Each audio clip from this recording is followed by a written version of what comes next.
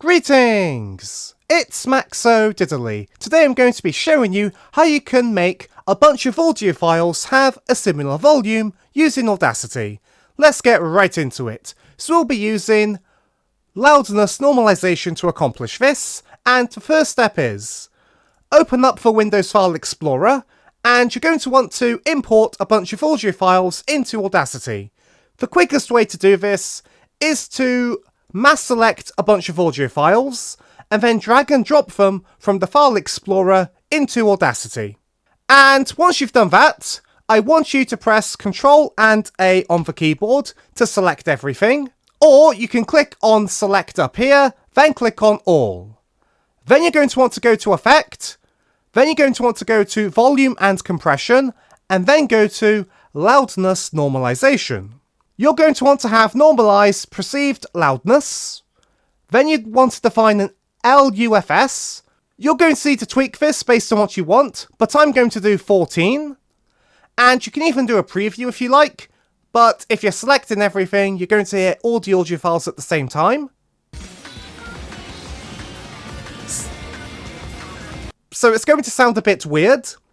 However, the higher the number, the louder it's going to be. So if I was to do -9, it would be louder than -14, because -9 is a bigger number than -14.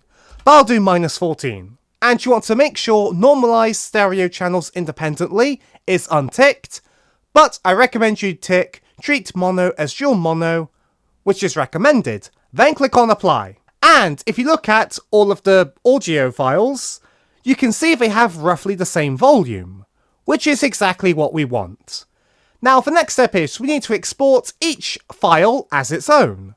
So go up to File, then go to Export Audio. Make sure you tick on Export to Computer if this pop-up occurs, and don't worry about the file name. This doesn't matter. Then you want to click on Browse to pick a place where you want all of your audio files to be exported to. So I found a folder called Test Export, so I'm going to click Save here, and that's going to be where our audio files are exported to. You can pick whatever format you want, but I'm going to do WAV. For options, I'm going to stick it on stereo.